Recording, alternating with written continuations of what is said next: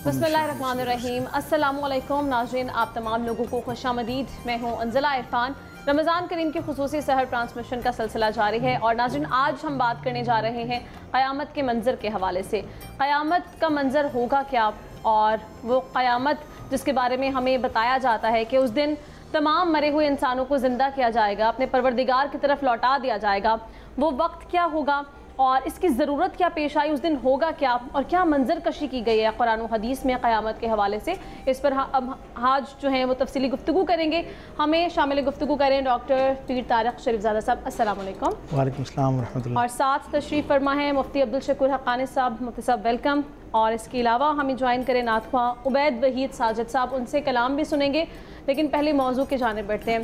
Doctor साहब, सबसे पहले तो ये अक़ीदा बहुत ज़रूरी है कि क़यामत एक दिन आनी है और आप दोबारा अपने परवरदिगार की जानिब लौटा दिए जाएंगे। लेकिन आज के दौर में सोशल मीडिया जो है हर रोज़ ही कोई नई अलामत बता रहा होता है, ये भी क़यामत की निशानी है। सबसे पहले तो अलामात बता दीजिए, फिर हम मुफ्ती साहब से इसके अक़ीदे के बारे में भी बात करेंगे।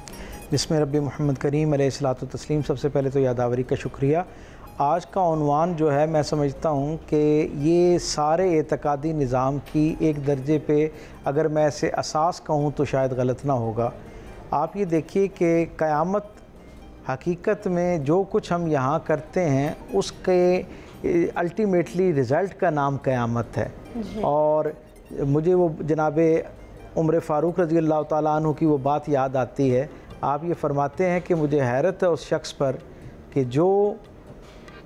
क्या रोज़े क़यामत पर अपना अक़ीदा रखता है, जो ये यकीन रखता है कि उसने इस दुनिया से चले जाने के बाद एक हमेशा की दुनिया को इख्तियार करना है और उस हमेशा की दुनिया में जो उसका अंजाम है उसके लिए उसे क़यामत का सामना करना है। क़यामत का अक़ीदा रखने के बावजूद आप फरमाते हैं मुझे हैरत है उस शख्स पर कि उसका अक़ीदा क़यामत पर है और उसके बावजूद उसके लिए गुनाह करना आसान है, उसे गुनाह की तरफ रग़बत महसूस होती है। तो खैर पर कायम रहने के लिए मैं समझता हूँ क़यामत का तसव्वुर जो है उसे अपने अंदर रासिख़ करना ज़रूरी है। और ये इतना असासी अक़ीदा है, इतना असासी एतक़ाद के निज़ाम का सुतून है कि अंबिया व मुरसलीन की पूरी तारीख़ पर अगर आप निगाह दौड़ाएँ तो आपको ये अंदाज़ा होगा कि हर नबी ने जहाँ अल्लाह की तौहीद की तरफ अल्लाह की मखलूक को बुलाया,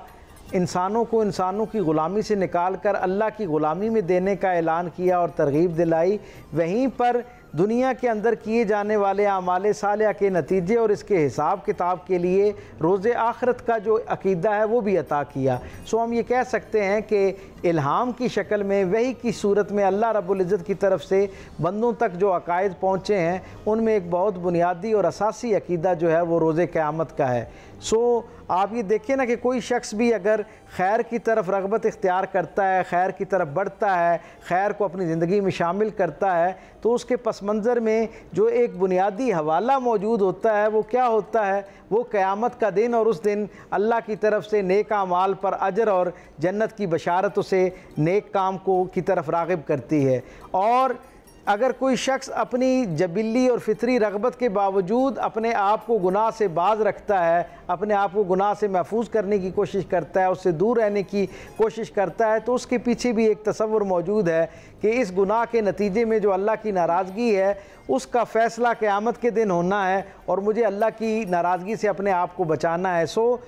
क़यामत का तसव्वुर हकीकत में नेकियों पर कायम रहने के लिए और बुराइयों से अपने आप को बचाने के लिए बहुत बुनियादी नज़रिया और अक़ीदा है। सो इस पर जितना तफसील के साथ बात की जाए, जितना ऐसे रोज़ाना की बुनियाद पर बल्कि हर साथ और हर मामले की बुनियाद पर अपने पेश नज़र रखा जाए, इतना इंसान यहाँ से महफूज ज़िंदगी गुजार के जा सकता है। अब अलामात क़यामत के बारे में आपने बड़ा दिलचस्प सवाल किया कि जिस मुआशरे में हम रहते हैं वैसे तो इंसान हर ज़माने में ये तजस्सुस इसका शिकार रहा और शायद इसी सबब अल्लाह रब्बुल इज़्ज़त ने इंसान के इस फितरी तजस्सुस की वजह से कि बार बार इंसान के ज़हन में ये सवाल उठता है, इंसान इसकी खोज में लगता है कि क़यामत ने कब आना है। लगभग 1200 के से ज़ायद मरतबा कुरान हकीम में अल्लाह ने क़यामत, क़ुर्ब क़यामत اور قیامت کے منظر اور اس کے نتائج کے حوالے سے گفتگو کی ہے، تو اس سے اندازہ ہوتا ہے کہ یہ قرآن حکیم کا بھی ایک مستقل عنوان ہے، اور سرکار دو عالم صلی اللہ علیہ وسلم کی نسبت سے خود قرآن حکیم کے اندر یہ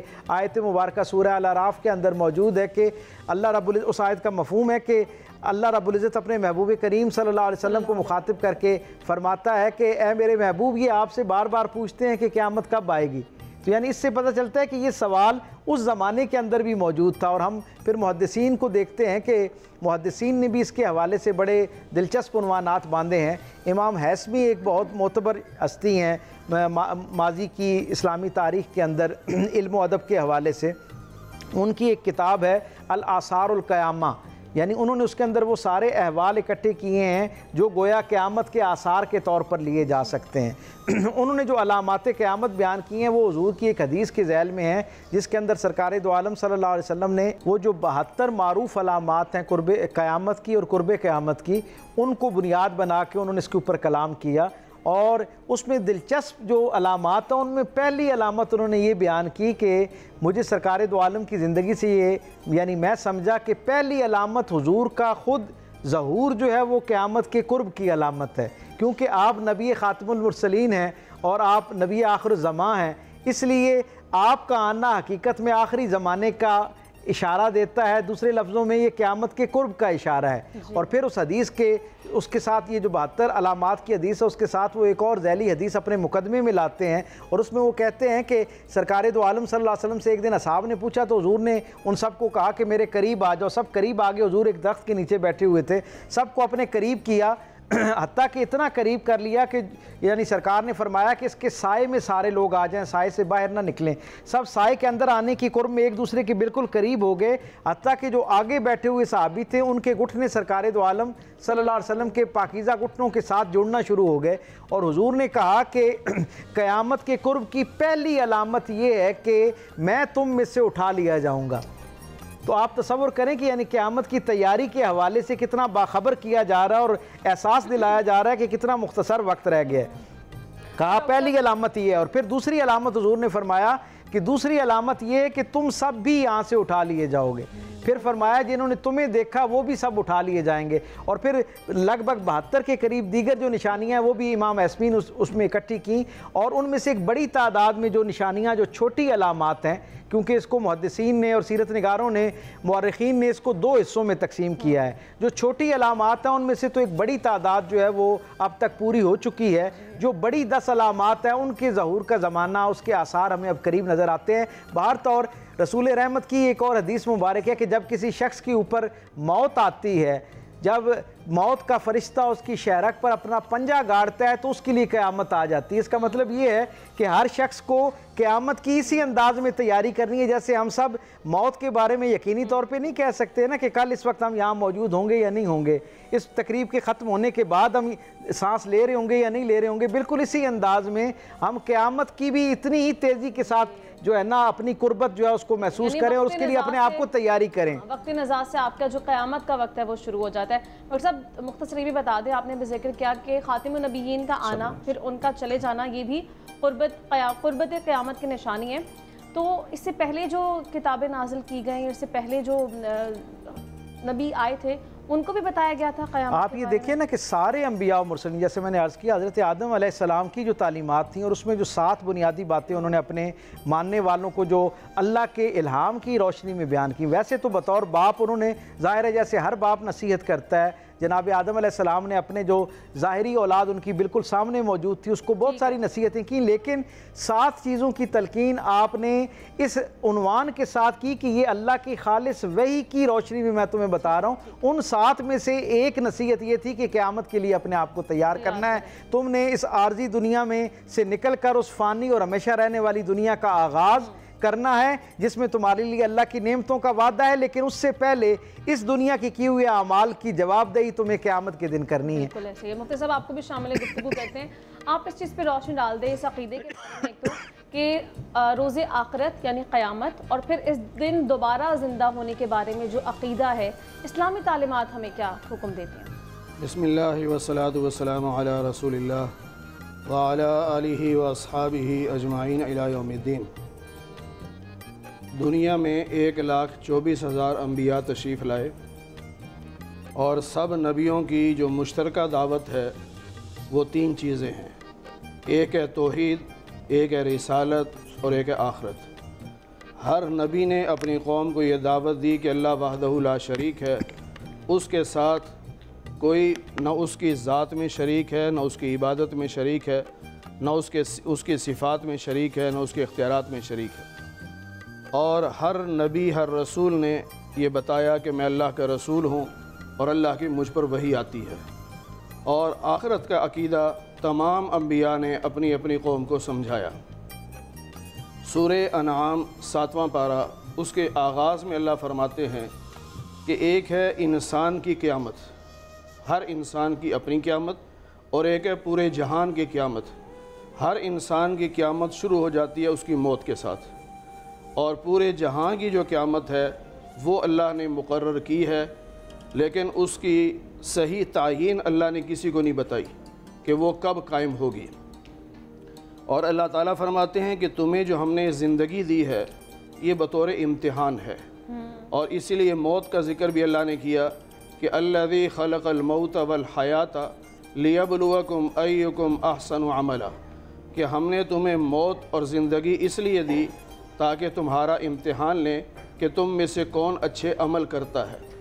اور یہاں موت کا ذکر پہلے کر کے بتا دیا کہ موت یقینی ہے۔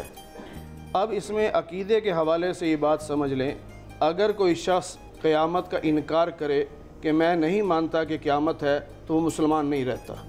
اور اگر وہ قیامت کے بارے میں غلط تعویل کرتا ہے تو وہ بھی مسلمان نہیں رہتا۔ جس طرح بعض لوگ یہ کہہ دیتے ہیں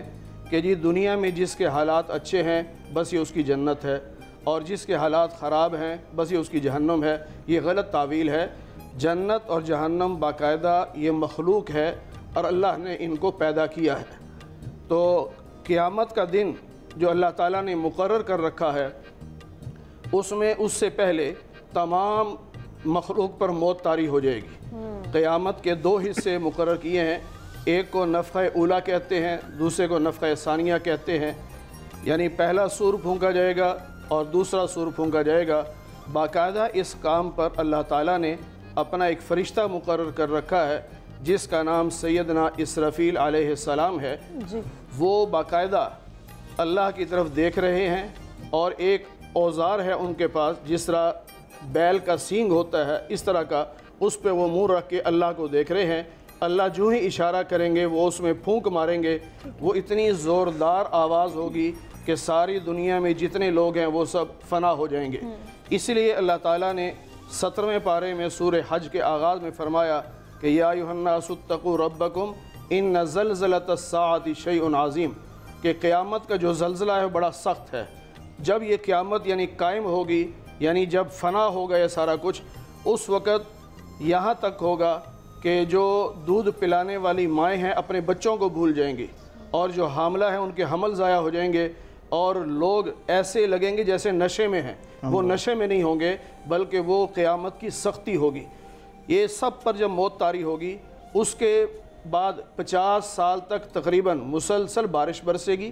اور 50 سال کے بعد دوبارہ سور پھونکا جائے گا، اور پھر سارے انسان اپنی قبروں سے نکل کر میدان محشر میں پہنچیں گے۔ اور یہ جو سب پر موت آئے گی اس کے بارے میں قرآن کریم میں 24ویں پارے میں ہے کہ جب سب پہ موت طاری ہو جائے گی صرف اللہ زندہ ہوں گے۔ اس وقت اللہ تعالیٰ سیدنا عزرائیل علیہ السلام سے پوچھیں گے، جو ملک الموت ہیں، موت کے فرشتے ہیں، ان سے پوچھیں گے کہ بتاؤ کون کون زندہ ہے۔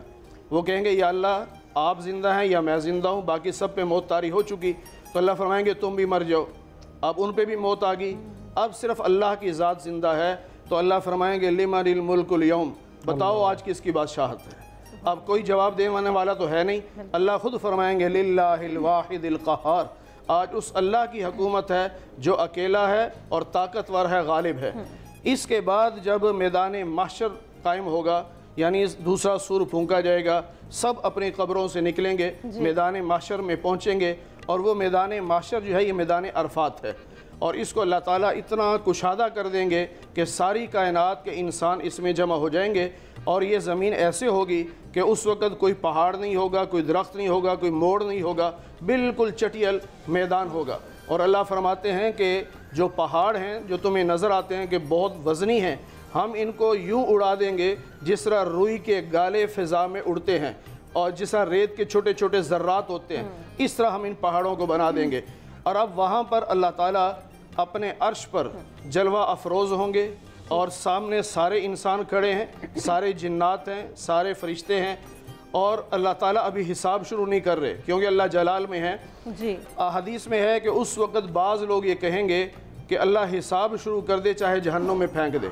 اس لیے کہ یہ بڑا سختی کا موقع ہے، مرحلہ ہے۔ اس وقت ساری دنیا انبیاء کے پاس باری باری جائیں گے، سب سے پہلے آدم علیہ السلام کے پاس، پھر حضرت نوح علیہ السلام، اس طرح سارے نبیوں کے پاس جائیں گے کہ آپ اللہ سے سفارش کریں کہ اللہ حساب شروع کر دے۔ تو نبی پاک صلی اللہ علیہ وسلم نے فرمایا ہر نبی انکار کر دیں گے کہ میں یہ حق نہیں رکھتا کہ میں اللہ سے کہوں کہ اللہ حساب شروع کر۔ آخر میں سیدنا عیسیٰ علیہ السلام کے پاس جائیں گے تو وہ بھی یہ کہیں گے کہ یہ حق میں نہیں رکھتا، البتہ میں تمہیں بتا سکتا ہوں کہ آج یہ کس کا حق ہے۔ تو سب کہیں گے آپ بتائیے، تو آپ فرمائیں گے کہ آج اللہ سے یہ سفارش کرنا کہ یا اللہ حساب شروع کر دے، یہ حق صرف اور صرف محمد الرسول اللہ صلی اللہ علیہ وسلم کا ہے۔ اب ساری کائنات جمع ہو کر ہمارے نبی پاک صلی اللہ علیہ وسلم کے دربار میں پہنچے گی، تو نبی پاک صلی اللہ علیہ وسلم نے فرمایا کہ بے شک اللہ کی حمد و ثنا کا جھنڈا میرے ہاتھ میں ہوگا اور میں سب سے آگے ہوں گا، باقی سب میرے پیچھے ہوں گے، میں اللہ کے عرش کے نیچے جا کے سجدہ کروں گا۔ اس دن اللہ مجھے جو حمد و ثنا بتائے گا وہ میں کروں گا۔ اس کے بعد اللہ فرمائیں گے کہ اے محمد صلی اللہ علیہ وسلم سر اٹھائیے، مانگیے کیا مانگتے ہیں، تو میں کہوں گا یا اللہ حساب شروع کر دے۔ اس کو شفاعت کبریٰ بھی کہتے ہیں، اس کو مقام محمود بھی کہتے ہیں، اس کو مقام وسیلہ بھی کہتے ہیں، اور یہ صرف اور صرف ہمارے نبی پاک صلی اللہ علیہ وسلم کی خصوصیت ہے۔ مفتی صاحب بڑی اچھی منظر کشی آپ نے کی ہے، مزید اس پر بات بھی کریں گے، بڑے سارے سوالات اس حوالے سے ذہن میں بھی آ رہے ہیں، لیکن ابھی بریک پہ جانا ہے۔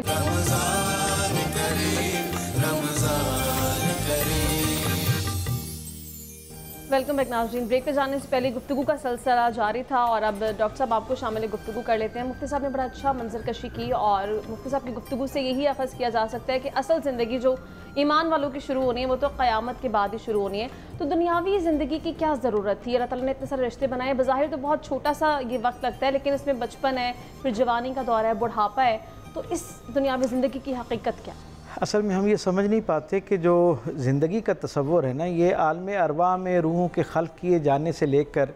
جنت یا دوزخ کی ہمیشہ کی جو سکونت ہے اس تک کا سفر ہے، اور اس کے اندر مختلف جو ہے نا مراحل ہیں جن سے ہمیں گزارا گیا، اور ان میں سب سے اپنی نوعیت کا بڑا منفرد اور مختلف مرحلہ جو ہے جو انسانی شعور اور یادداشت کا حصہ ہے،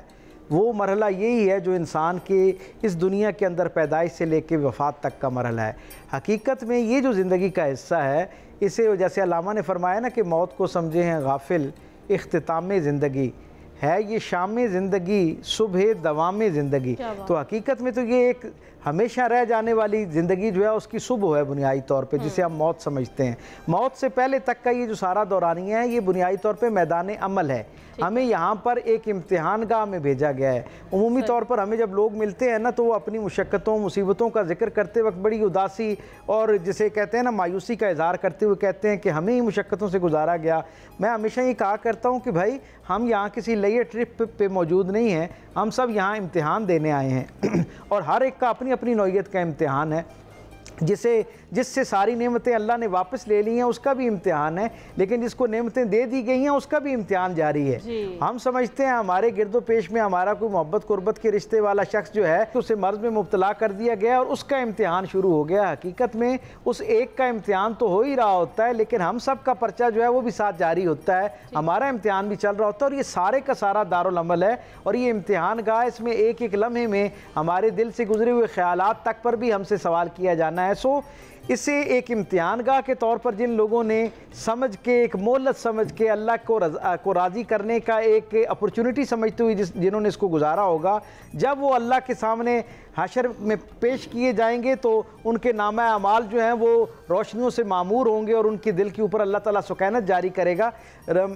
قیامت کا منظر جو ہے وہ بیان کر رہے تھے قبلہ مفتی صاحب، تو مجھے وہ احادیث کی کتابوں میں جو مرقوم ہے اس سے یاد آ رہا تھا کہ اللہ رب العزت उस हब्स के आलम में, खौफ के आलम में जब ज़ुबानें बाहर आ रही होंगी और आपस में यानी घुटन का आलम ये होगा और एक खौफ का आलम ये होगा कि रिश्तों का जो आपस में एक दूसरे के साथ ताल्लुक़ है, उसकी हलावत जो है, जो रिश्तों में एक दूसरे के लिए कशिश है, वो तक ख़त्म हो जाएगी। हत्ता कि माँ जो है वो बच्चों को नहीं पहचान पा रही होगी, औलादें वालिदैन को नहीं पहचान पा रहे होंगे। ऐसे मरहले में जब इंसान सारे, अल्लाह की सारी मखलूक इस खौफ का शिकार होगी, मैं ये कहा करता हूँ कि इस मंजरनामे को लाजमी अपने लाशऊर में पुख्ता करना चाहिए ताकि हमें हकीकी मानों में अपने रब के साथ रिश्ता उस्तवार करने में मदद मिले। उस खौफ और खशियत के आलम में जिस वक्त हर तरफ घुटन होगी और लोग ये चाह रहे होंगे कि अल्लाह कोई भी हमारे हक़ में फ़ैसला फरमा दे, उस वक्त जब अल्लाह अपनी शान के लायक ज़मीन के ऊपर अपनी मखलूक के दरमियान अपना अर्श बिछा के उसके ऊपर अपनी मखलूक से मुखातिब होगा ना, तो मुहद्दिसीन ने लिखा कि सरकार दो आलम सल्लल्लाहु अलैहि वसल्लम ने फरमाया कि अल्लाह इंसानों को मुखातिब करके जो पहला फ़िक्रा कहेगा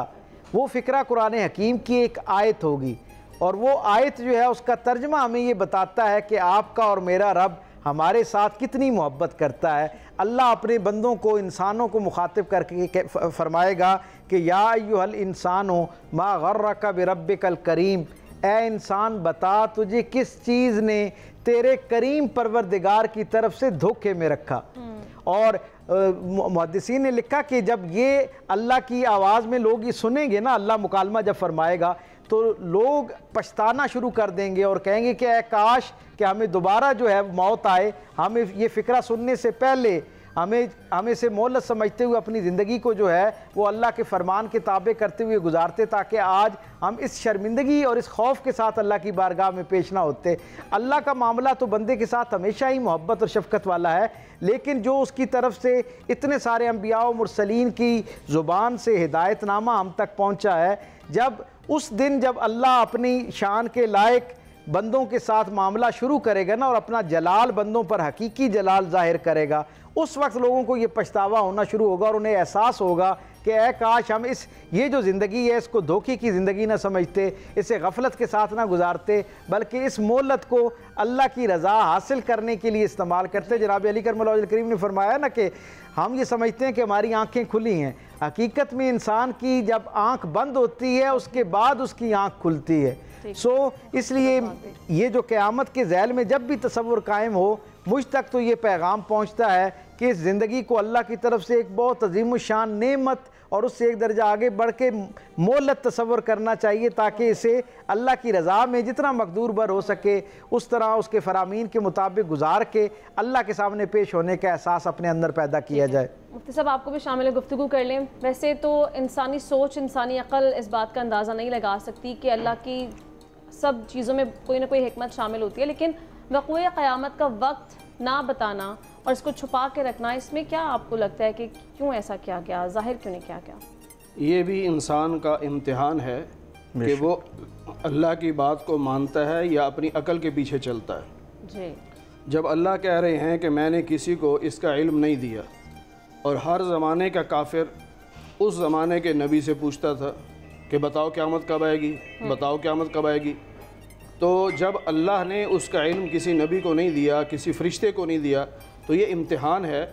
मुसलमान ये कहता है कि क़यामत का इल्म सिर्फ़ अल्लाह के पास है, इन्नल्लाह इंदहु इल्मुस्साअ, क़यामत का इल्म सिर्फ़ अल्लाह के पास है। तो ये असल में इम्तिहान है हमारा,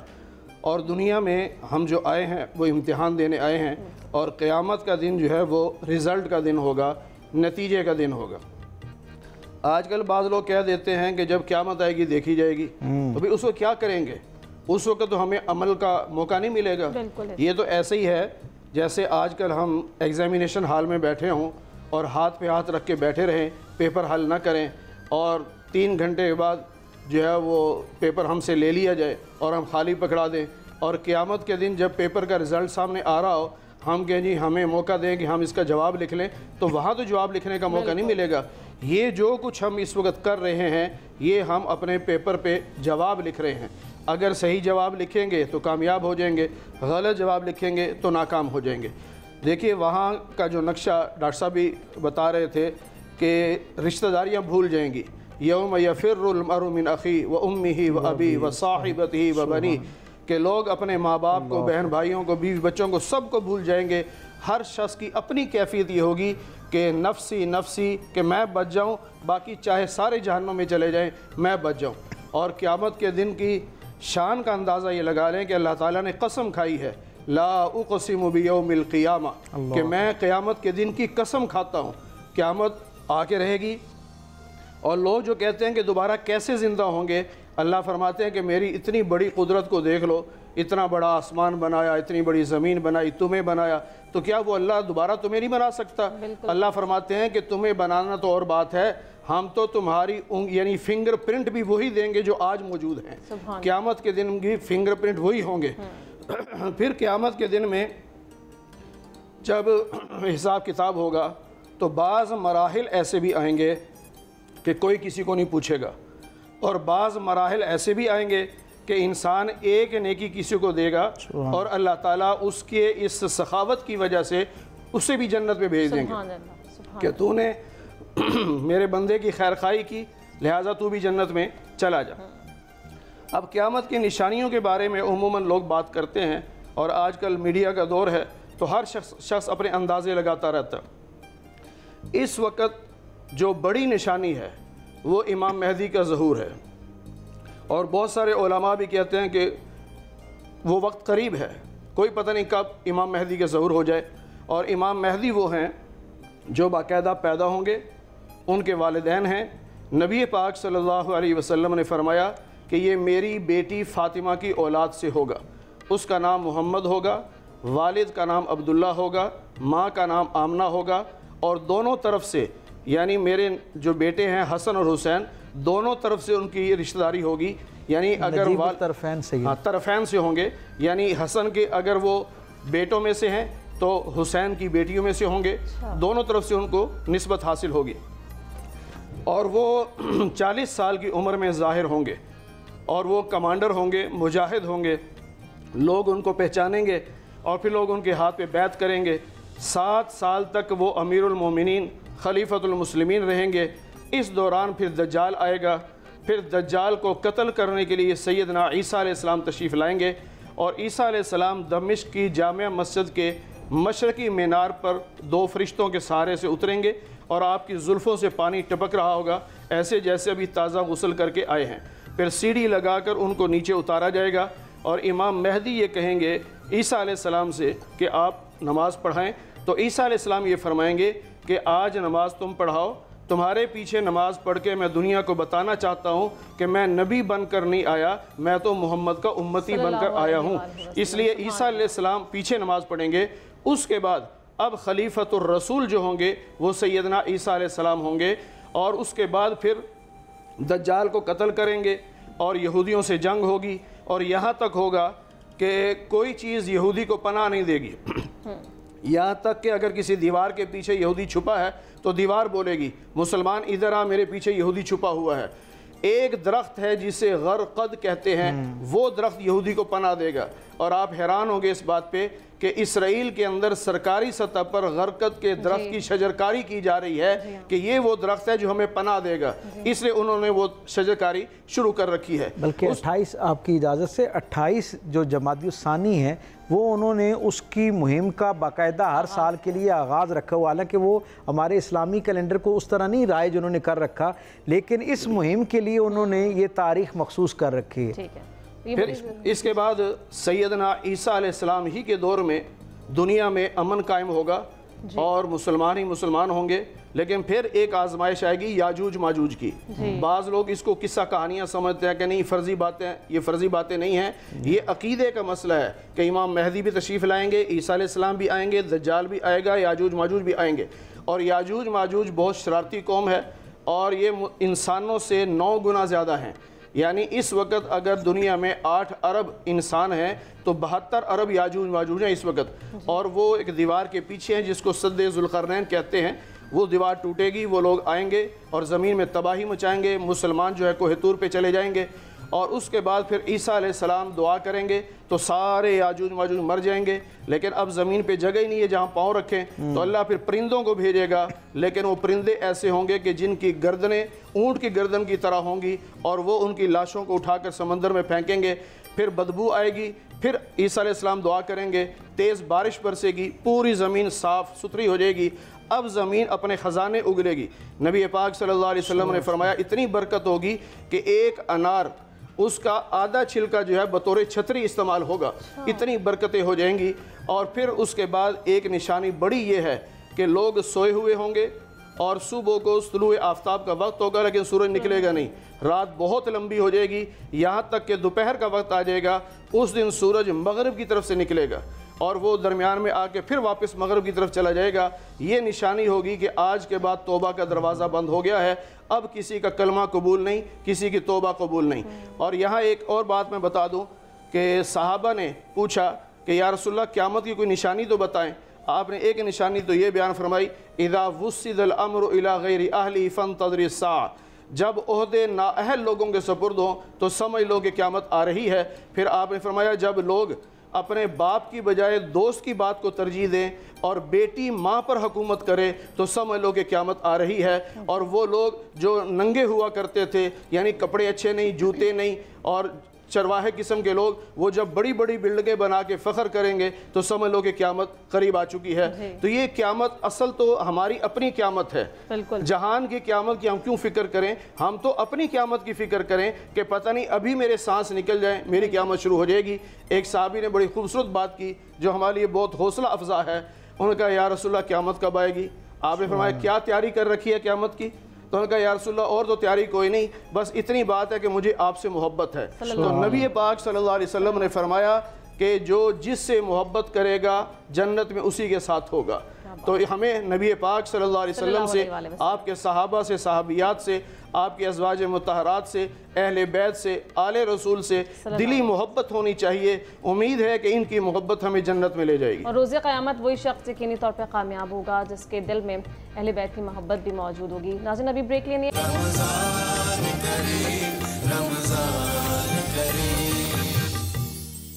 ویلکم بیک ناظرین، بریک پہ جانے سے پہلے گفتگو کا سلسلہ جاری تھا اور رضوان صدیقی صاحب سے ہم نے بڑا اچھا کلام بھی سنا۔ مفتی صاحب کیونکہ اب ٹرانسمیشن اختتامی مراحل میں داخل ہے تو اختتام پہ پلیز دعا کروا دیں۔ الحمدللہ رب العالمین والعاقبۃ للمتقین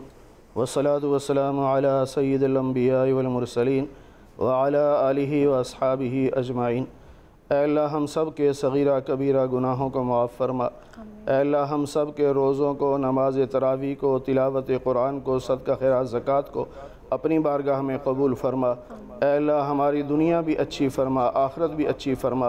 اے اللہ دنیا کی کامیابیاں بھی نصیب فرما، آخرت کی کامیابیاں بھی نصیب فرما۔ اے اللہ قیامت کے دن حضور نبی پاک صلی اللہ علیہ وسلم کی شفاعت نصیب فرما، جنت میں آپ کی رفاقت نصیب فرما، آپ کے دست مبارک سے حوض کوثر کا پانی پینا نصیب فرما۔ اے اللہ فلسطین کے مسلمانوں کی مدد فرما، مجاہدین کو غلبہ عطا فرما، شہداء کی قربانیوں کو قبول فرما، زخمیوں کو صحت کاملہ نصیب فرما، معاونین کے تعاون کو قبول فرما۔ اے اللہ اسرائیل اور اس کا ساتھ دینے والے ظالموں کو تباہ و برباد فرما، امت مسلمہ کو متحد اور متفق فرما، عالم اسلام کو ظالموں کے ظلم سے محفوظ فرما، خصوصاً ہمارے پاکستان کو اے اللہ استحکام عطا فرما، بیرونی اندرونی بیرونی دشمنوں سے اس کی حفاظت فرما۔ اے اللہ ہم سب کو شریروں کے شر سے، حاسدوں کے حسد سے، منافقوں کی منافقت سے، فتین کے فتنوں سے، بد نظروں کی بد نظری سے، بدخواہوں کی بدخواہی سے محفوظ فرما۔ اے اللہ محض اپنے فضل و کرم سے، حضور نبی پاک صلی اللہ علیہ وسلم کے صدقے سے ہماری دعاؤں کو قبول فرما لے۔ وصلی اللہ علی النبی الکریم محمد وعلی آلہ واصحابہ اجمعین برحمتک یا ارحم الراحمین۔ آمین ثم آمین، الحمدللہ رب العالمین۔ ناظرین مجھے اور میری ٹیم کو دیجیے اجازت، اپنا خیال رکھیے، انشاءاللہ آپ سے ملاقات ہوگی وقت افطار۔